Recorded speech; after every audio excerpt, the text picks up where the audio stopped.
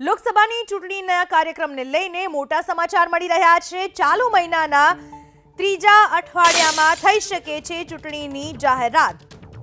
ચૂંટણીની કાર્યક્રમની જાહેરાત થઈ શકે છે। આગામી 10 દિવસના પીએમના જાહેર થયા છે કાર્યક્રમો। વિવિધ રાજ્યોમાં પીએમના છે રોજના 3 કાર્યક્રમો। તમામ કાર્યક્રમો વિકાસલક્ષી હોવાથી ચૂંટણી પંચનું આયોજન। પીએમના કાર્યક્રમો પોલિટિકલ ના હોવાથી ચૂંટણી પંચનું આયોજન। 12મી માર્ચ સુધીના જાહેર થયા છે પીએમના કાર્યક્રમો। એટલે કે 12મી માર્ચ સુધી જે પીએમના કાર્યક્રમો પૂરા થાય પછી ચાલુ મહિનાના ત્રીજા સપ્તાહમાં ચૂંટણી કાર્યક્રમ જાહેર થઈ શકે છે। આગામી 10 દિવસ પ્રધાનમંત્રીના કાર્યક્રમો જાહેર થઈ ચૂક્યા છે। અલગ અલગ રાજ્યોમાં રોજના 3 કાર્યક્રમો છે પ્રધાનમંત્રીના। આ વિશે વધુ માહિતી આપવા આપણી સાથે જોડાઈ ચૂક્યા છે મારા સંવાદદાતા હિરેન રાજુગુરુ। હિરેન, જે સમાચાર અત્યારે મળી રહ્યા છે કે માર્ચ મહિનાના એટલે કે આ મહિનાના ત્રીજા અઠવાડિયામાં ચૂંટણીનો કાર્યક્રમ જાહેર થઈ શકે, એ પહેલા 10 દિવસના પીએમના કાર્યક્રમ છે અને એ બાબત ખાસ ટાંકવામાં આવી છે કે આ કોઈ ચૂંટણીલક્ષી નહીં પણ વિકાસના કાર્યક્રમો છે। આની અસર ચૂંટણી ઉપર અને મતદારો પર પણ થઈ શકે, શું લાગી રહ્યું છે આખી સ્થિતિને જોતા? પૂનમ, સૌથી મહત્વની વાત છે કે ચૂંટણી પંચ એ સ્વાયત્ત બોડી છે, સ્વાયત્ત સંસ્થા છે અને એ પોતાની રીતે નિર્ણયો લેતી હોય છે અને જ્યારે ચૂંટણીની વાત આવતી હોય છે ત્યારે એ સ્વતંત્રપણે ચૂંટણીની તારીખો જાહેર કરતી હોય છે।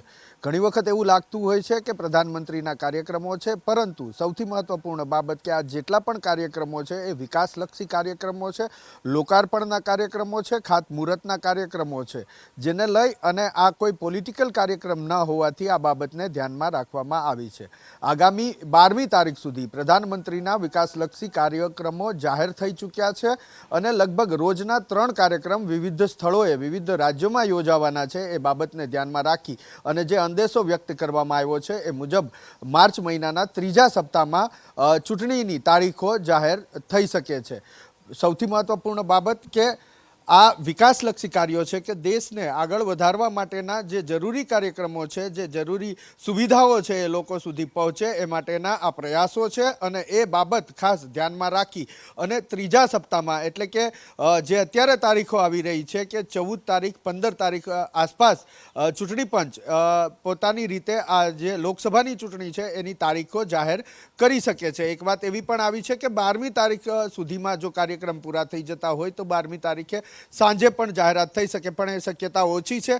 સૌથી વધારે શક્યતા જે જાણવા મળી છે એ 14 અને 15મી તારીખે ચૂંટણી પંચ દ્વારા સત્તાવાર રીતે લોકસભાની ચૂંટણીની તારીખો, તેની અંદર નોમિનેશનની તારીખ, ફોર્મ ભરવા, ફોર્મ પાછા ખેંચવા, ફોર્મની સ્ક્રુટિની કરવી, આ તમામ પ્રકારની જે તારીખો જાહેર કરાતી હોય છે એ 14 અથવા 15 તારીખે જાહેર કરે તેવી પૂરેપૂરી શક્યતા સામે આવી છે। આભાર આપનો તમામ માહિતી બદલ।